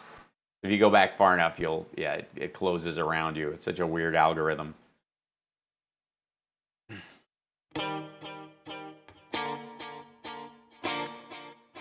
I'm Dick Kay from Back on the Beat, and here is the mega worldwide radio program with Hal Sparks. I said this during the break, but I want to say it on the air because I want to be abundantly clear to anybody who's within the sound of my voice.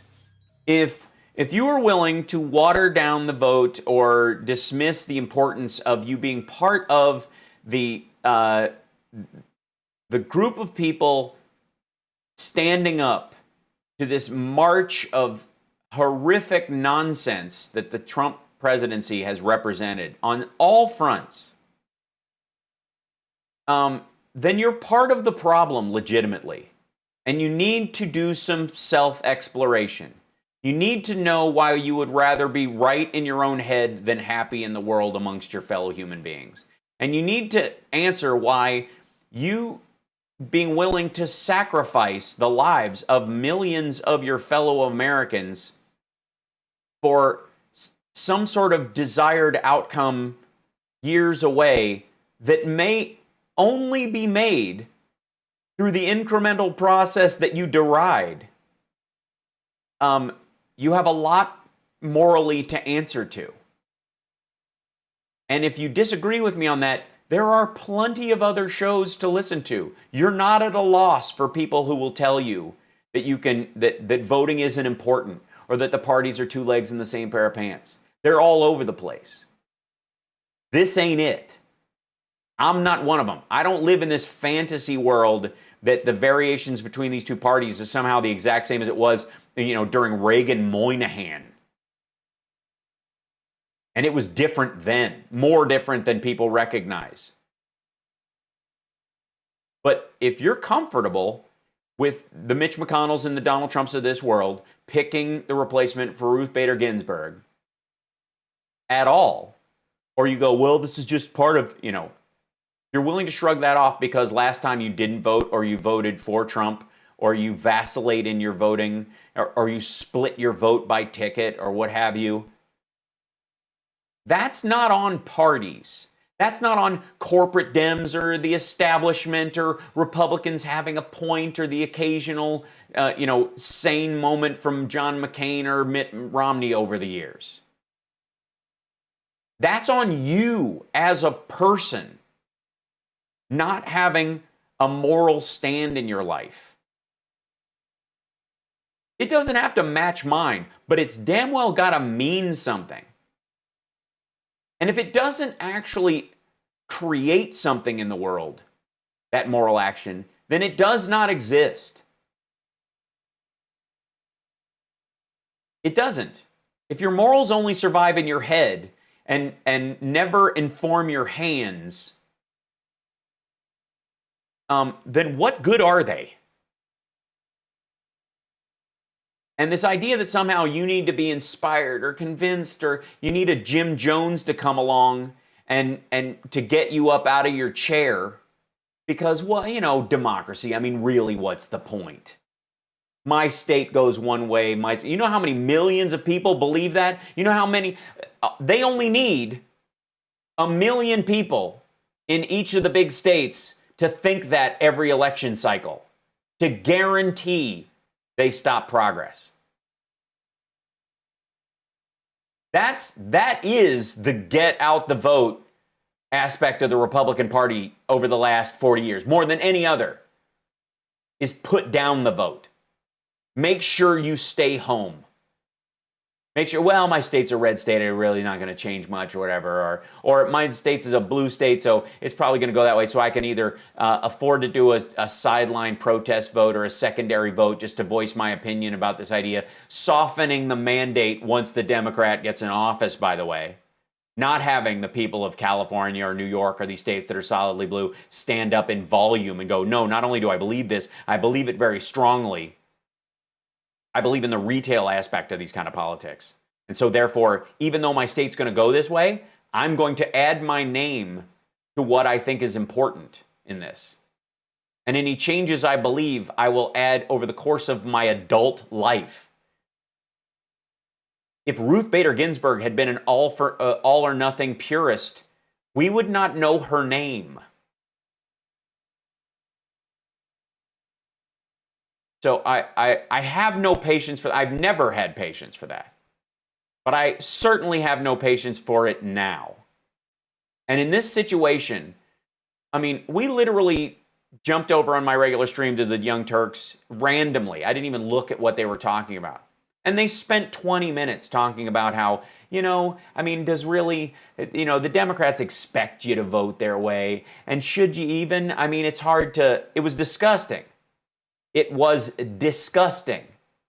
Days before we find out that Ruth Bader Ginsburg passes, and 200,000 Americans have died because of the abject failures of this administration to do even the basic aspect of being the president of the United States.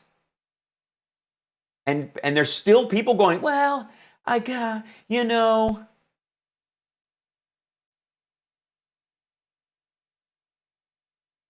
Somebody in the chat room just said, why didn't the Democrats pass a better healthcare bill when the Democratic Party controlled everything? Because there was not unanimity in the Democratic Party, nor was there in the Republican Party. And to get the bill passed, when you can have one senator from a state that has less people in it than Santa Monica, California, stand up and put an anonymous hold on any bill that goes through Congress. A single senator can stop any bill without even adding their name to the stop. When you have that, tell you what, you get rid of that for me, and then I'll start arguing for the purity of all bills getting through. Why didn't the better bill get through? Because that was the final gauntlet it had to clear. One senator, anonymous hold. Get a bill past that. And then tell me why these pure bills don't get through. That's why. You had 11 blue dogs and the entirety of the Republican Party against any form of single payer. Would have stopped it dead in its tracks. Yep. And you know, the blue dogs get a lot of attention. They really do in this fight about the ACA and Medicare for all and whether it was possible. But every single Republican was against it. Every single one. Against a single payer system or a Medicare for all based system. And it only takes one to stop it, and their voters don't even have to know they were the one. Now, stop telling me about asking me why the bill wasn't better, and start marveling at the fact that the Obama administration managed to get the ACA through and get 24 million people insurance who didn't have it before and move the ball down the field bigger than any moment since Social Security and Medicare and Medicaid. That statement alone, the idea that people put this forward, that somehow they should have, gone down fighting, and means when you say that, what you're saying to me is the 24 million people who got protection, the people with pre-existing conditions, the people with children with spina bifida that got rid of the lifetime caps should have died so that you could make your point. That's what that means. You were willing to sacrifice everyone who got insurance because of the ACA, because you would have made your point and at least lost.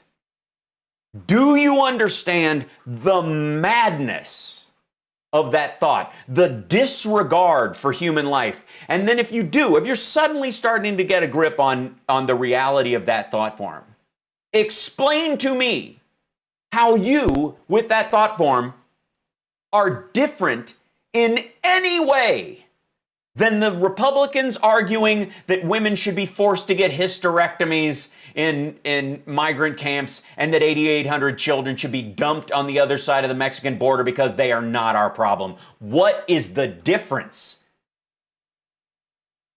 I mean, if you're going number to number, what are you talking about? 8,824 human beings? The Republicans would have nothing to your kill rate if the ACA hadn't passed. Nothing. So the purity test idea and the idea that you can somehow in a safe vote in a blue state or in my red state is going to go this way, when 1 million people in any of those given states think exactly like you do.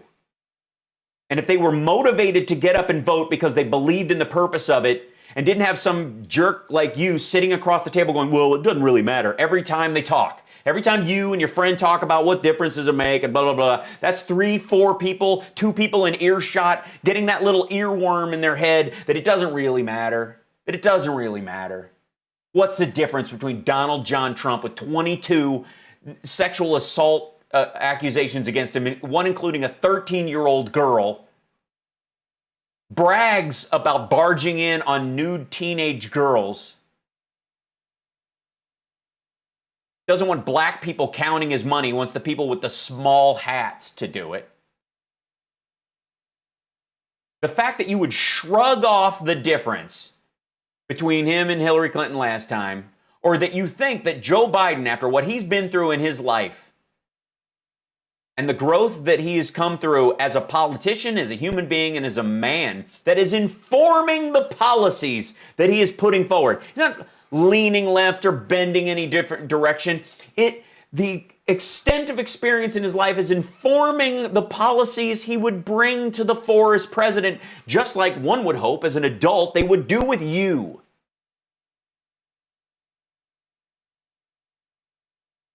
That anyone would dare to not look at the miracle that the ACA even passed and leave it to the wolves like Mitch McConnell and Ted Cruz and Donald Trump, because, I mean, that's not you. You didn't get extra insurance. You weren't one of those 24 million people or their families or the families that got to keep their child on their insurance and, God forbid, during the time they had kept their child on their insurance, found out they had cancer and didn't lose their home because of it. How dare you?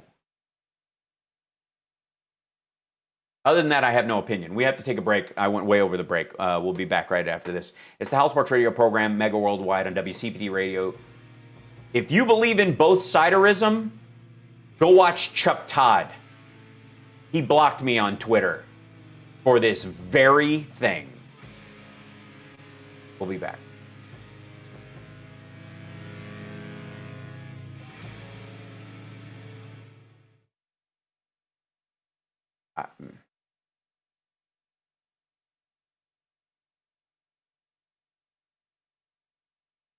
I'm just disgusted. And I'll just stay in that for a moment.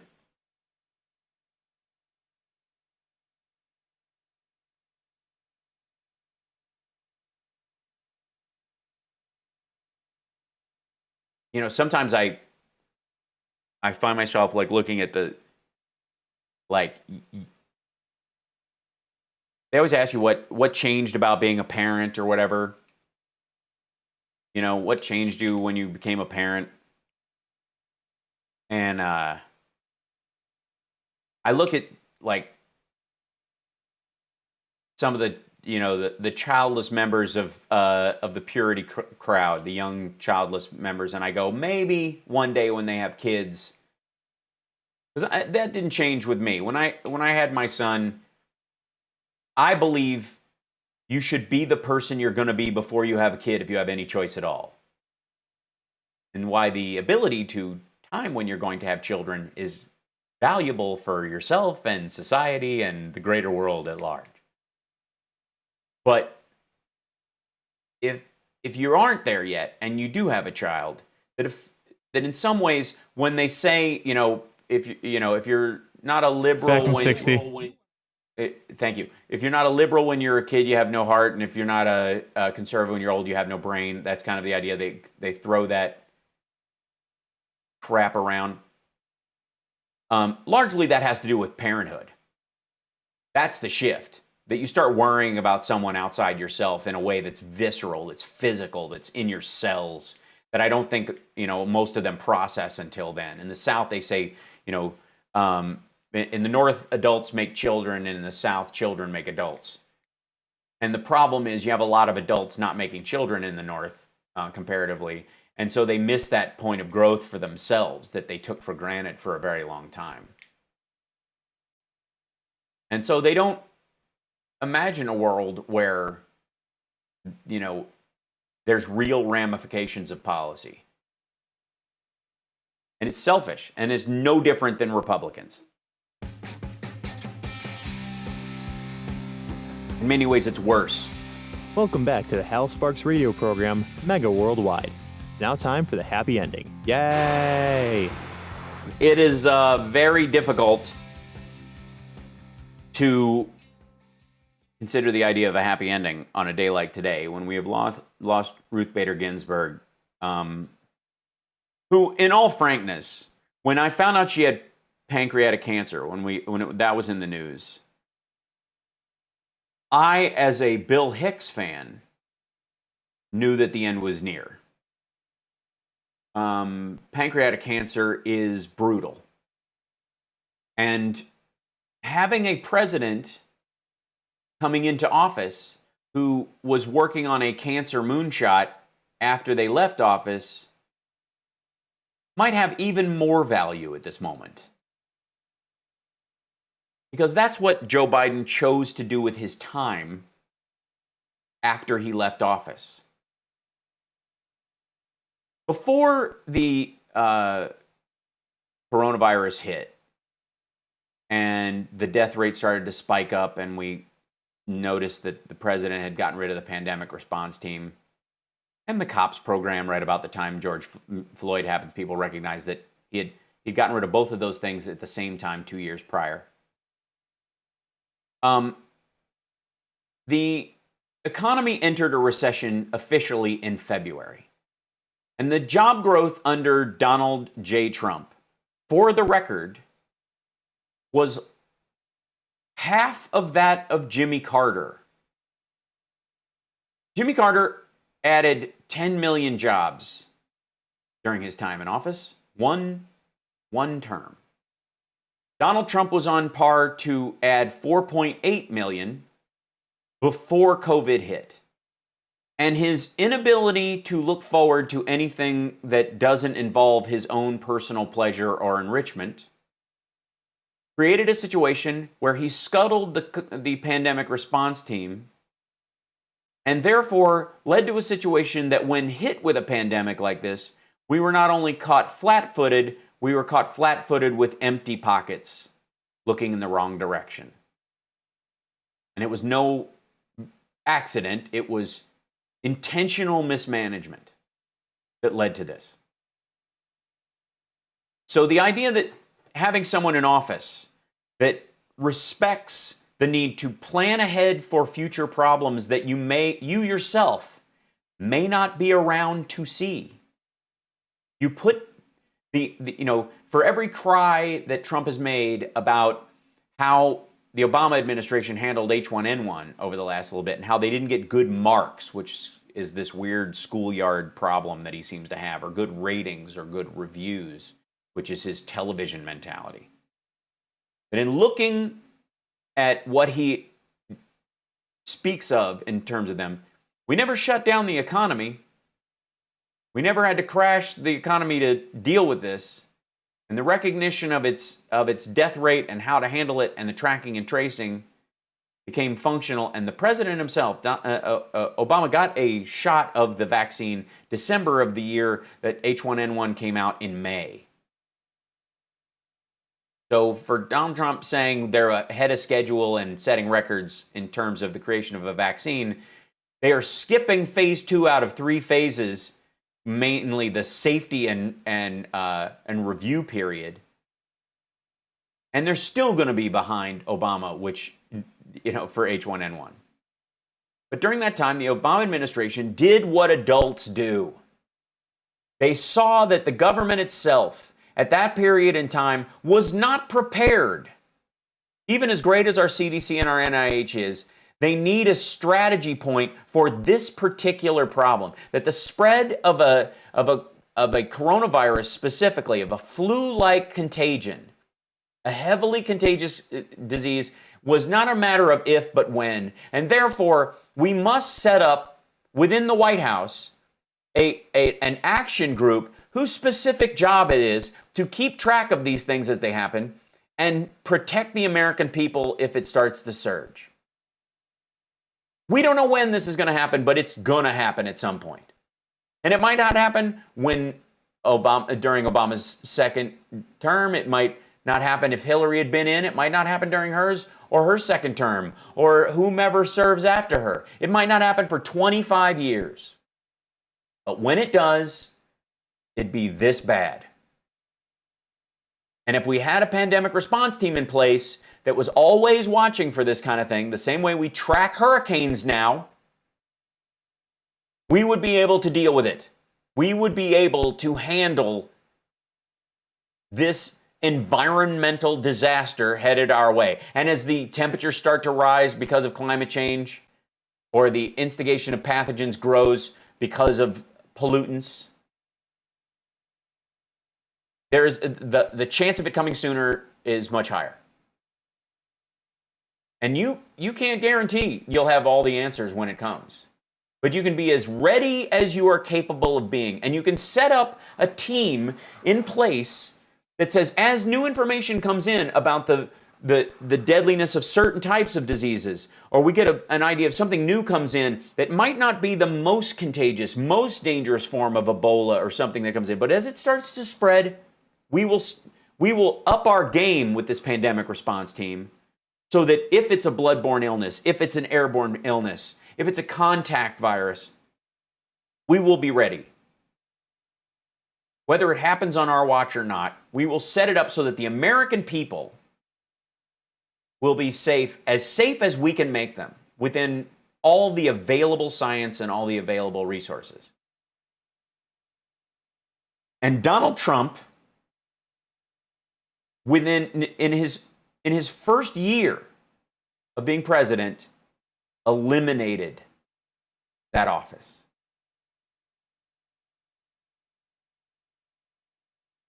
Explain to me your lack of inspiration right now. Explain to me how unmotivated you are to vote for the person who was part of the administration that assembled a pandemic response team in the first place and would put it back in place. Explain to me your lack of inspiration for re-entering the Paris Accord and growing it to include the 3 biggest polluters on the planet. Explain to me why you don't think the flyover states, rural communities, cancer cluster areas don't deserve better water safety and a broadband ecosystem running across the entire country. Why don't they deserve it? Why don't poor rural people deserve the ability to learn remotely in a pandemic the way your kid does or your friend does? And I'll say this as we end the show. Thank you, Johnny Million. You're awesome. You save your breath, because there is no explanation for why you're not. It is because you're not a grown-up. It is because you cannot see past the end of your nose, and you are such a self-involved child that your disdain for other human beings makes you identical to the Republicans like Mitch McConnell you vilify. Identical. You are the other pants leg. You are the both sides. Live with that for the rest of the week. Thanks, guys, so much. This is HalSparks Radio Program, Mega Worldwide. Stick around for Dick K. Johnny Million, love you. Thank you, Devin. You guys are awesome. All right, guys. I'll see you both next week. Yeah, appreciate it, brother. Stay safe. Stay healthy. You too. Take care, guys. Huh? That was what? No, it was not a happy ending. I'm pissed. And I will stay that way. And because this is how I maintain my sense of humor. Because I live a principled life, even within any failings that I personally have, and they are myriad. But I recognize them as failings, and I try to remedy them or fight them like every other person does who has elements of their personality they would like to be better. There are 2 versions. The part of you that you should cut off that you know is wrong and is obvious.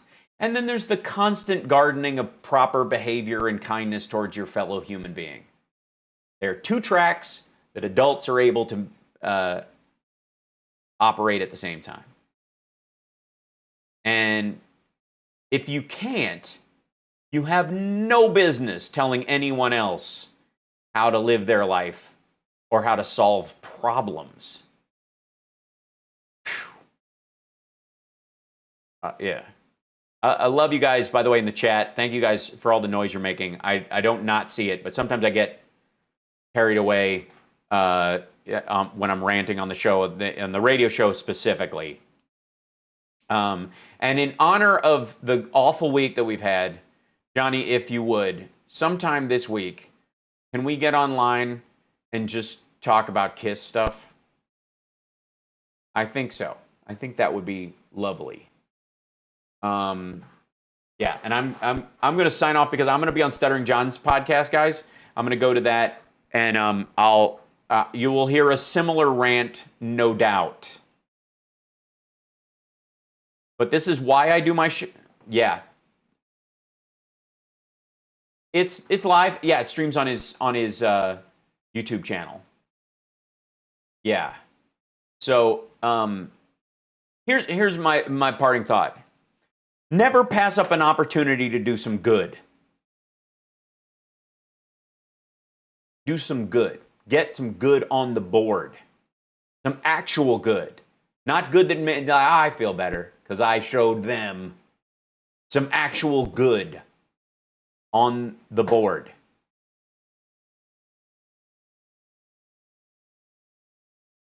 That's it. All right, I'm gonna let you guys go because I'm gonna burst into flames. And I love you, Johnny Million. And we're gonna make music together. Once this period of great darkness passes, you and I will do like a Saturday show where we just hook up instruments and with the newfound internet that we both have and play or something. We'll figure it out. I'm gonna be on Jason Charles Miller's music stream on his Twitch channel on Monday. He's from Godhead. Yeah, the lead singer. One of my favorite music videos ever is their cover of Eleanor Rigby. You ever seen it? Yeah. It's awesome. Those are my two favorite videos of all time are that one and Tool's Sober. The kind of claymation, thatched, dirty one. So good. Those two, yeah. Look, watch Eleanor Rigby and you'll see why I love that video. And Jason's a good dude. So I'm doing 4 songs on that. And I'll give you a hint. One of them's a Wasp song and one of them's a Alice in Chains song. Acoustic because I'm singing and playing live. But I'm doing 4 songs. And I gotta practice them over the next couple of days too. Yeah, thanks. It's good times. Anyways, yes, it is. I can play and sing now these days in a way that I didn't used to be able to. That's a monster in and of itself, you know. Yeah, and then you watch John Sykes and you're like, son of a bitch. Yeah, like who, what? What are your hands doing? What are your hands doing? If this is a Muppet, you're a Muppet, aren't you? Like someone else is doing your face and 2 other people are doing your hands. Yes, Stuttering John's, just look up Stuttering John on YouTube and his channel will be one of the first things that come up, guys. All right, I'm gonna sign off. Love you. Absolutely. Appreciate it. Okay, cheers. Bye. All right, is this, yeah, there we go.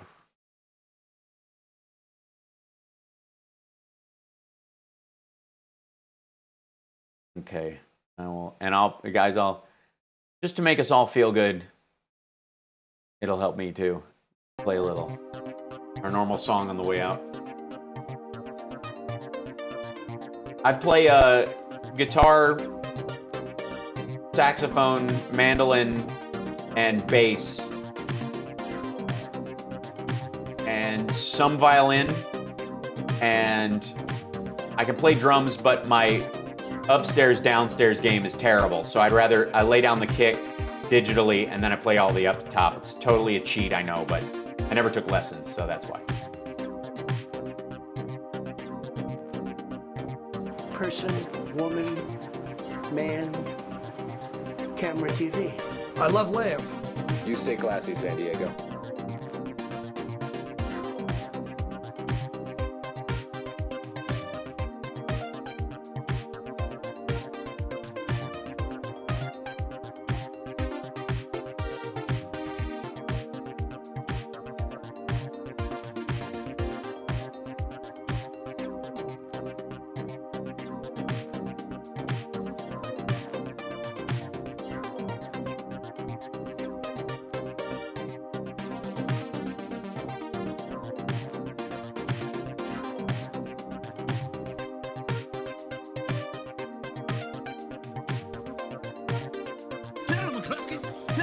news.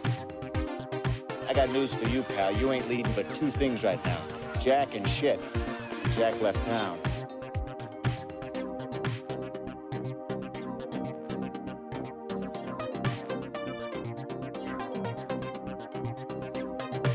Lady, I'm afraid I'm going to have to ask you to leave the store. Something strange happened to me this morning. Was it a dream where you see yourself standing in sort of sun god robes on a pyramid with 1,000 naked women screaming and throwing little pickles at you? No. Why am I the only person that has that dream?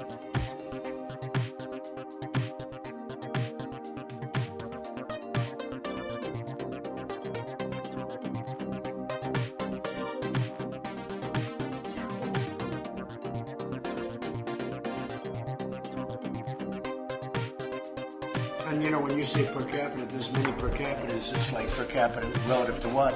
I never thought anybody could forget so much so fast without a severe blow to the head. Michigan gave us Motown.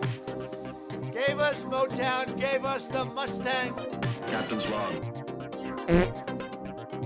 Soup for my family.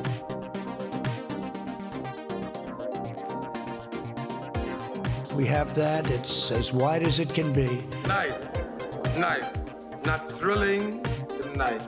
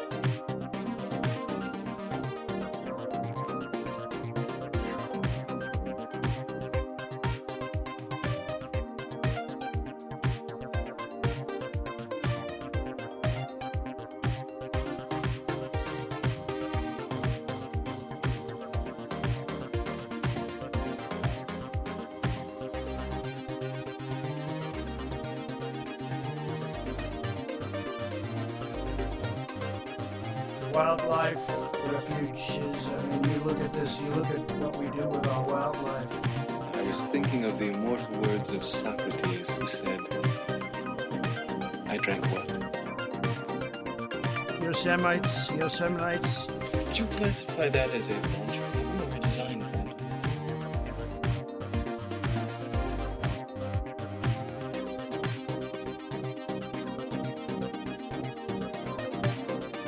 Michigan gave us Motown.